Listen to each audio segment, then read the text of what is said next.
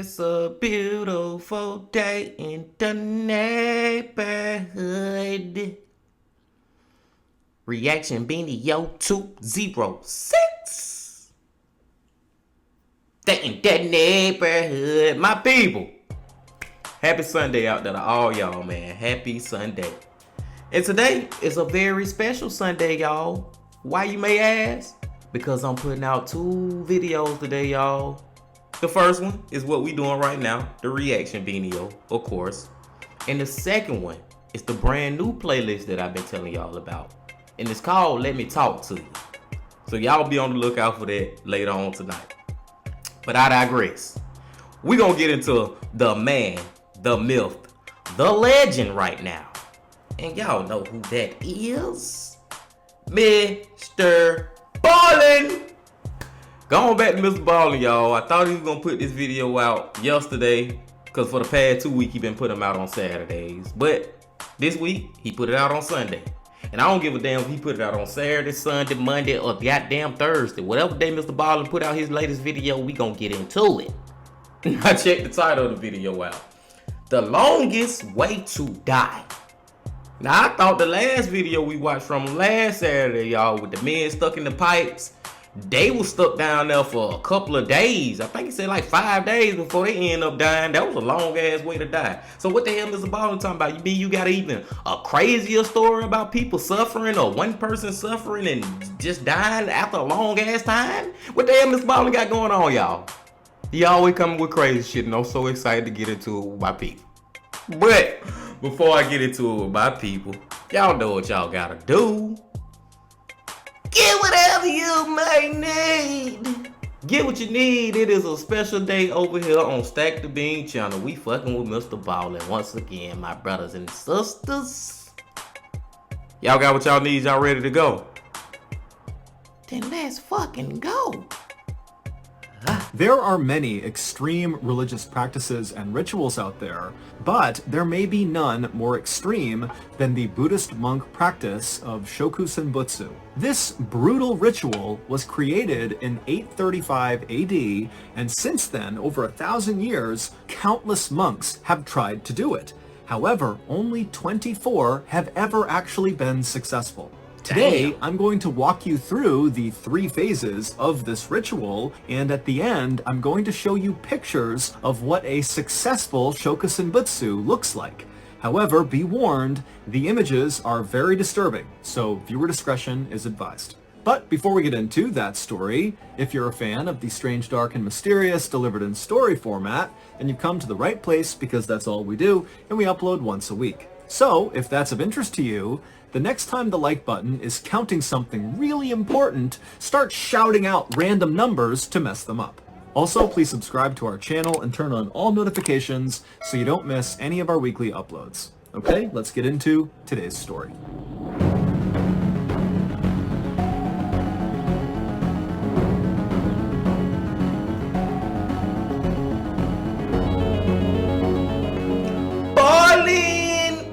Buddhists believe that human life is a constant cycle of birth, suffering, and then death. And then you're reborn, you suffer again, you die again, over and over and over again, forever, unless you're able to achieve enlightenment, or nirvana as it's called. However, no one really knows what nirvana actually is, what it looks like, what it feels like, where it is. Buddhists will say that the only way to actually understand nirvana is to experience it yourself. It's kind of like trying to describe to someone what chocolate tastes like. You can use any number of superlatives to describe the flavor, but until that person bites a piece of chocolate, they won't really fully understand it. And so, the goal of all Buddhists is to try to attain nirvana. And every day, hundreds of millions of Buddhists all around the world try very hard to do just that. But within Buddhism, there is a small subset of practitioners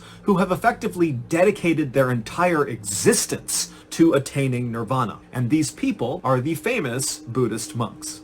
It is extremely difficult to become a Buddhist monk because the sacrifice is enormous. You have to leave your family, your friends, society, all your possessions, your name, your status, everything, and go live in a monastery, which is a kind of isolated place where monks live, and there you will spend your life living this very simple, very strict religious life where basically all you do is try to attain nirvana. As a result of this extreme lifestyle that Buddhist monks live, they have developed a reputation for being some of the most disciplined people on the planet. But I can believe that they disciplined as fuck. And I just gotta stop it right there, y'all. MrBallen just taught me something about Buddhists and monks. I ain't know that they like just basically get rid of or erase their life that they was living and devote all this time into this shit. Like, we have all seen Buddhist monks in these temples or whatever the fuck they call, but I thought they just be there for a couple of hours, then they go back home to their wife and kids.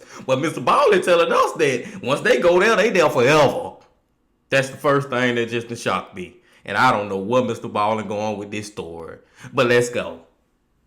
But even by Buddhist monk standards, their sacred ritual of Sokushinbutsu takes discipline to a whole nother level.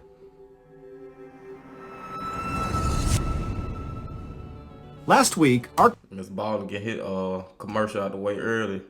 But no, y'all, yeah, I ain't no goddamn monks be there like 24/7, like that's where they live. I thought they just go there like, you know how Christians go to church for a couple of hours, then they come home? I thought that what the fuck they do. Apparently not.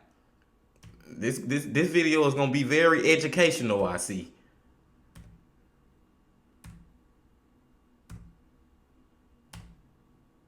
Let's take it back right here. And let's go. The story.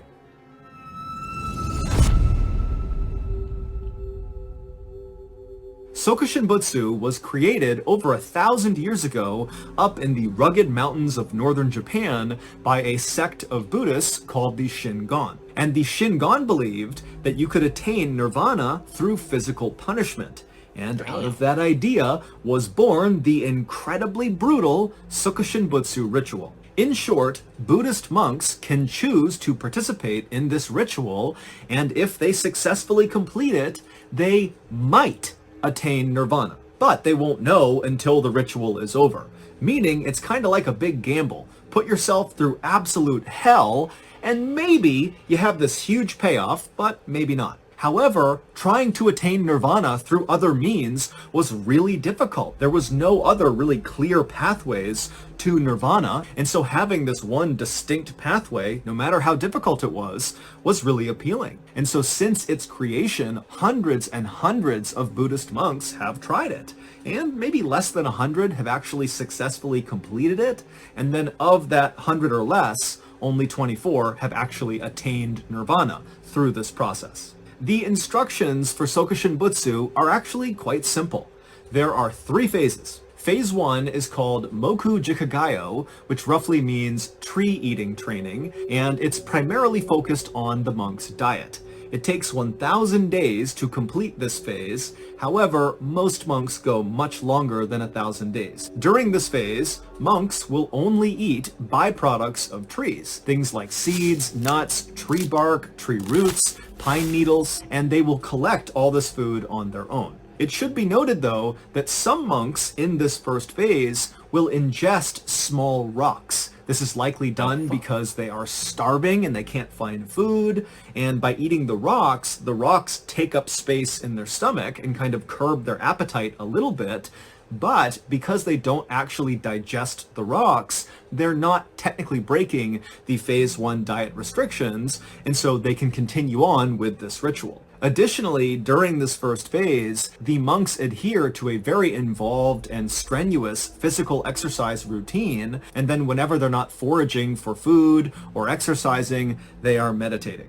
At the end of the 1,000th day of phase 1, If the monk has survived, because sometimes phase 1 monks do die mostly from starvation, it is up to them if they are ready to move on to phase 2. This decision ultimately comes down to whether or not, 1, the monk actually adhered to the strict rules of phase 1, something really only that monk would know, and then 2, whether or not the monk actually believes they are spiritually ready to move on to phase 2. Phase 1 sound fucked up, y'all. Like, that ain't no vegetarian type shit. Now, I'm not even a vegetarian, but I believe if I had to be a vegetarian, I could live that lifestyle. But just eating damn tree roots and tree leaves and, like, come on, bro. I can't eat no rice. I can't have no corn, no tomatoes, no none of that, bro. All they eating is shit from a tree. And rocks? How the hell you gonna shit out rocks? Okay, let me stop. I'm going too far now. Let's see what the hell phase 2 is. Because I've been checked out by phase 1. At phase 1, I'm already done. Let's go. 2 is much shorter than phase 1, but it is significantly more challenging. And so the monks going into phase 2, they really need to kind of bring their A game and have no second thoughts. They need to be fully committed to phase 2 in order to successfully complete it. For reference, most of the 24 monks who successfully attained nirvana through this ritual repeated phase 1 2 or even 3 times just to make sure they really were ready. Phase 2 is called Nyojo, and it roughly translates to deep meditation. But a better way to think about what this phase entails is these monks need to enter into a sort of trance-like state, almost like an out-of-body experience, because what they're going to go through in this phase is so physically uncomfortable that unless you're able to kind of detach mentally, there's just no way to go through with it. And so during the second phase, the monks will sit down and meditate basically constantly for 100 straight days. And during that time, they don't eat any more tree byproducts or rocks. Instead, they have a liquid diet. They drink a little bit of salt water, and they drink a lot of a very particular kind of tea. The tea is made from Toxicodendron verniculum tree bark, which contains the same toxin in poison ivy. Meaning, for phase 2, you basically just sit alone by yourself for 100 days while simultaneously drinking a poisonous tea that causes a massive allergic reaction inside of your throat and stomach that causes an intense itching sensation inside of you that you cannot physically itch. Also, this poisonous tea gives you explosive diarrhea and it makes you vomit a lot. If you somehow manage to survive all 100 days of phase 2, and unfortunately many monks don't, you automatically move on to phase 3. Unlike phase 1, phase 2 never gets repeated, most likely because it almost certainly would be fatal to do so. Phase 3 is Okay, phase 2 worse than phase 1. Can we all agree on that? Bro, god damn, man. This shit that turned into torture now. They basically eating poison ivy, ingesting it in their body. And they can't even stress the shit because the shit in their damn stomach and in their throat, they throwing up, they shit there. Well, like what the fuck, bro? For 100 days, bro, that's all they doing. Yeah, this shit torture now. Who the hell wrote who wrote the rule book to this ritual? Who the fuck wrote this shit? Let's go. Phase 3, I already know this finna be crazy. Is either the easiest or the hardest part of the Sokushinbitsu ritual, depending on how you look at it. It doesn't have a name like the other 2 phases, perhaps because so few people make it to this part of the ritual, but regardless, phase 3 definitely has a strict set of rules like the other 2 phases. The phase 3 monk has a small pine box that has no windows built just for them. It needs to be big enough that they can sit inside of it in the lotus pose, which is how they typically sit when they're meditating. And then once it's all built, the monk climbs into this box. They put a lid over the top of it, but they put a bamboo shoot, like a bamboo pole, through the cover of this box, so there is a breathing tube for this monk inside of this box. And then they lower the monk inside of the small pine box 10 feet into this hole in the ground, and then once they ensure the bamboo pole is going to be above ground so they can breathe, they fill the hole in with charcoal. Before we cover what happens next in Phase 3, you need some context about what this ritual is actually doing to the monks performing it. Phase 1, tree eating training, serves two purposes. The first is it's kind of like a big gut check. It really shows who wants to do this ritual and who doesn't. It's kind of like if you can't complete Phase 1, you certainly can't complete Phase 2 or Phase 3. So it's like a filter. It weeds out the weak monks. The second purpose of Phase 1 is to literally shrink the monk. The tree-eating diet, combined with the constant physical exercise, removes all of their body fat and a lot of their muscle, and so they're incredibly lean by the end of Phase 1. And this will be significant when we talk about the end of Phase 3. Phase 2, deep meditation phase, serves two purposes as well. The first purpose is that it puts the monk into that trance-like state, and then the second purpose it serves is the toxin inside of this poisonous tea kills off all of the naturally occurring bacteria and parasites inside of the monk. Again, that will become significant when we get to the end of Phase 3. Speaking of which, so in Phase 3, the monk is put in their box, they're lowered 10 feet into the ground, the breathing bamboo shoot is installed, the charcoal is dumped on top of them, and then for several days, the third phase monk will sit in total darkness and meditate constantly, and each day, they have a bell down there with them, they ring the bell. That's the only thing they have to do besides meditate. And above ground, there is a team of monks that are supporting this ritual, and they're listening for that bell. And the first day they don't hear the bell, it means the monk in the box has completed the ritual, and now it is time to see if they have attained nirvana. In Buddhism, someone whose body does not decay, aka a mummy, is someone who has cheated death. And to cheat death is to remove yourself from the vicious human life cycle of birth, suffering, death, repeat. Meaning, becoming a mummy is a way to attain nirvana. And Sokushin Butsu is a self-mummification ritual. Phase 1 shrinks the monk's body, it removes their fat and muscle, it also removes a lot of moisture inside of their body, and their diet also withholds nutrients to all of the bacteria and parasites that naturally occur inside of their bodies. And so those bacteria and parasites that normally would play a big role in helping decompose your body after death begin to die off. And so the cumulative effect of Phase 1 on these monks is that if they were to die at the end of Phase 1, their decomposition would be drastically slowed. It wouldn't be mummy status, but it would be close. The Phase 2 poisonous tea, that toxin that they're drinking, that kills off the remainder of the bacteria and parasites that did not die during Phase 1. Also, all the vomiting and diarrhea completely dehydrates them, which aids in slowing down decomposition after death. Finally, Phase 3 is the death phase. The monk goes into their tomb, they're buried underground, and they ring that bell each day to tell the people on the ground that they are still alive. And then when the bell stops ringing, it means the monk in the box is dead. At which point the crew on the ground removes the bamboo breathing pole and then lets the body sit in the box underground for another 1,000 days. And then after 1,000 days, they pull the box up, they lift the lid off, and if there is little to no signs of decay on their body, it means the self-mummification ritual worked, they're a mummy, they've attained nirvana, and now their body is holy. And so they're brought out of the box, they're dressed in robes, they're placed in the monasteries, and they are worshipped. As for I got to wipe the tear out my eye. This shit bringing tears to my eyes, man. Just them shock tears. Like, what the fuck tears, y'all? So basically, they went through all this shit. They doing all this shit to kill themselves. To mummify themselves.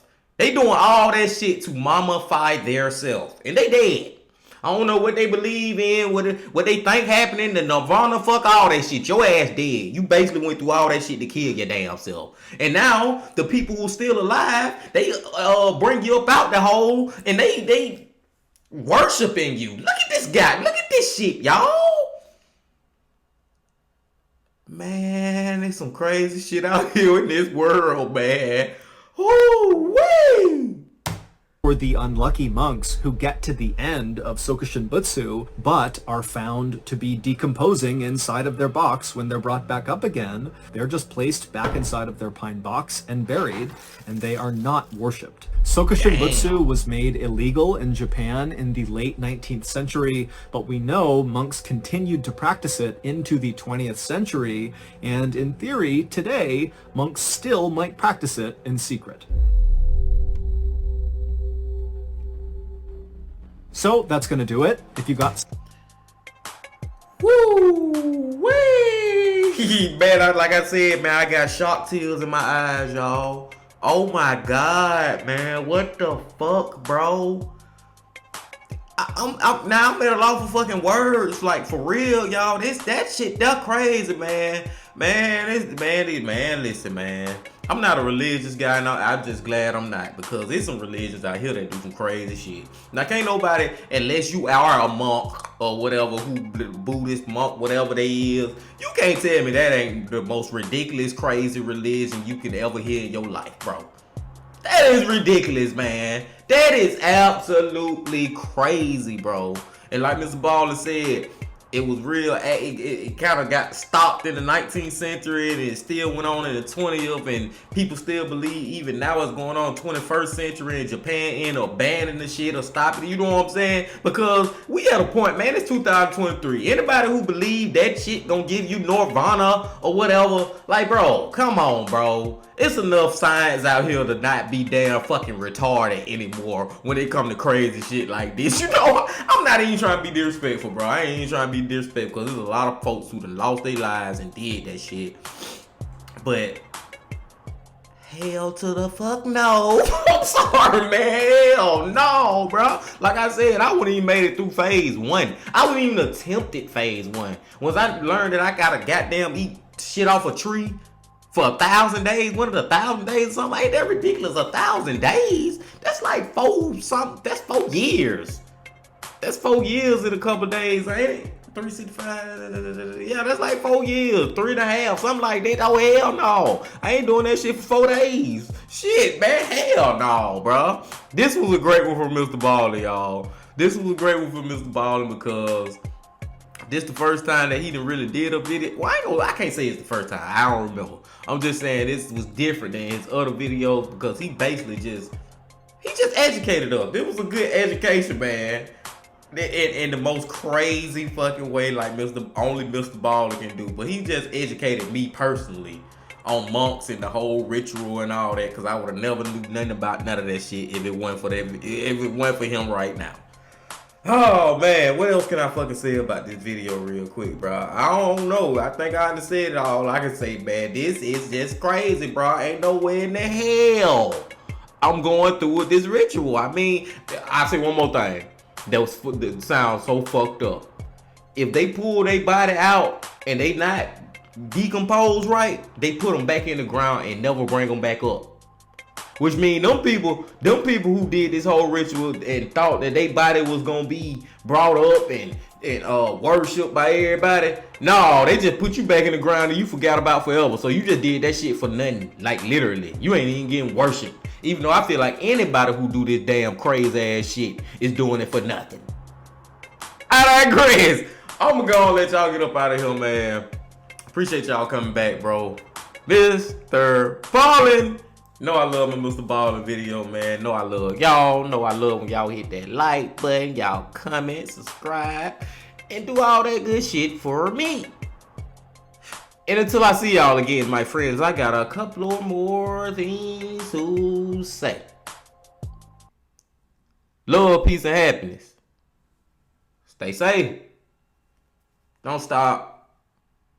Keep going. Yeah.